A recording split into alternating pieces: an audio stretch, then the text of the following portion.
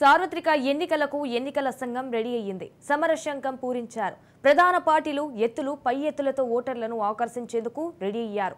ఉమ్మడి నెల్లూరు జిల్లాలో అధికార వైసీపీ 10 శాసనసభ సెగ్మెంట్లతో పాటు ఒక పార్లమెంటు స్థానంపై అభ్యర్థులను ఖరారు చేసింది. ఇక ప్రధాన ప్రతిపక్షం కూడా సంగ్రామానికి సిద్ధమైంది. నెల్లూరు జిల్లాలో నెలకొన్న నేతల బలాబలాలపై మా ప్రతినిధి చరిత్ర కుమార్ అందిస్తారు. సార్వత్రిక ఎన్నికలకైతే సమరం స్టార్ట్ అయిందనే చెప్పాలి. ప్రధాన పార్టీలు ఇటు వైఎస్ఆర్ కాంగ్రెస్ పార్టీ 175 మంది ఎమ్మెల్యేలని 25 మంది ఎంపీలని ఒక్కసారిగా ప్రకటించినటువంటి పరిస్థితుల్లో ఈరోజు 10 మంది ఎమ్మెల్యేలని ఉమ్మడి నెల్లూరు జిల్లాకు సంబంధించి 10 మంది ఎమ్మెల్యేలు ఒక ఎంపీని కూడా నిన్న వైఎస్ జగన్మోహన్ రెడ్డి ఇడుపులపాయలో ప్రకటించారు. అలాగే తెలుగుదేశం పార్టీ ఒక్క సర్వేపల్లి మినహాయించి అన్ని అభ్యర్థులను కూడా దాదాపుగా ఖరారు చేసిన పరిస్థితి. ఈరోజు ప్రధానంగా నెల్లూరు పార్లమెంటుకు చూసుకుంటే టీడీపీ తరఫున వేమిరెడ్డి ప్రభాకర్ రెడ్డి, అలాగే వైఎస్ఆర్ కాంగ్రెస్ పార్టీకి రాజ్యసభ సభ్యులు విజయసాయి రెడ్డి ఈరోజు ప్రాతినిధ్యం వహిస్తున్నారు. ఇటు నెల్లూరు పార్లమెంటు బలాబలాలను కానీ మనం గమనించడం అయితే ఈరోజు వేమిరెడ్డి ప్రభాకర్ రెడ్డి దాదాపుగా జిల్లాలోని 46 మండలాల్లో ఏదో ఒక రకంగా అంటే ఈరోజు వాటర్ ప్లాంట్లు కానీ ఈరోజు విద్య కానీ ఏదైనా ధార్మిక కార్యక్రమాలు కానీ ఈరోజు ఈ రకంగా అయితే 46 మండలాల్లో ఈరోజు వేమిరెడ్డి ప్రభాకర్ రెడ్డి ప్రజల్లోకి వెళ్ళినటువంటి పరిస్థితి అయితే ఉంది.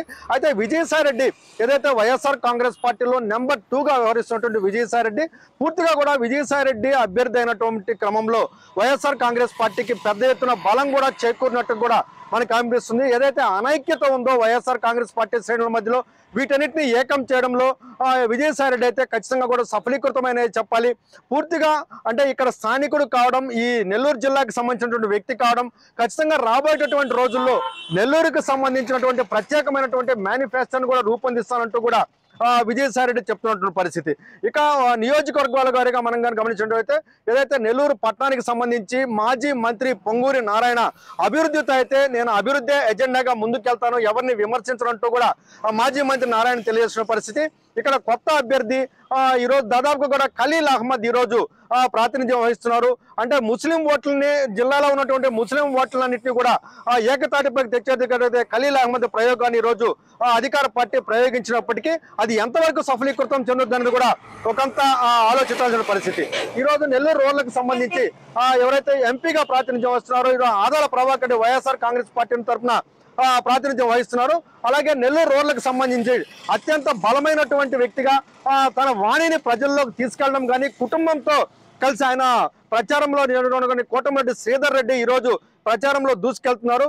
కానీ గత కొద్ది రోజులుగా ఏదైతే నెల్లూరు రూరల్ సమన్వయకర్తగా అనౌన్స్ అయిన కాడి నుంచి కూడా ఎవరైతే ఆదాల ప్రభాకర్ రెడ్డి అభివృద్ధి పనులు చేస్తూ కొంత ప్రజల్లోకి వెళ్తున్నాడు. ఇక్కడైతే మాత్రం ఖచ్చితంగా బొటాబొటీగా అయితే ఈరోజు అధికార వైఎస్ఆర్ కాంగ్రెస్ పార్టీ ప్రతిపక్ష టీడీపీ మధ్య అయితే మాత్రం గట్టి పోటీ నెలకొందనే చెప్పాలి. తర్వాత ఇక కావల్ నియోజకవర్గం, కావల్లో రామరెడ్డి ప్రతాప్ కుమార్ రెడ్డి ఇప్పుడు 3వసారి వైఎస్ఆర్ కాంగ్రెస్ పార్టీ తరఫున, గతంలో ప్రజారాజ్యం తరఫున 4 సార్లు ఈరోజు ఎమ్మెల్యేగా కావల్ నుంచి ప్రాతినిధ్యం వహిస్తున్నారు. ఖచ్చితంగా 2 సార్లు సిట్టింగ్ ఎమ్మెల్యేగా ఉన్నారు. ఈ రోజు అయితే మాత్రం ఈరోజు వైఎస్ఆర్ కాంగ్రెస్ పార్టీ 2024 సార్వత్రిక ఎన్నికల్లో కూడా వైఎస్ఆర్ కాంగ్రెస్ పార్టీ అభ్యర్థికి ఈరోజు బరిలో నిలుస్తున్న పరిస్థితి.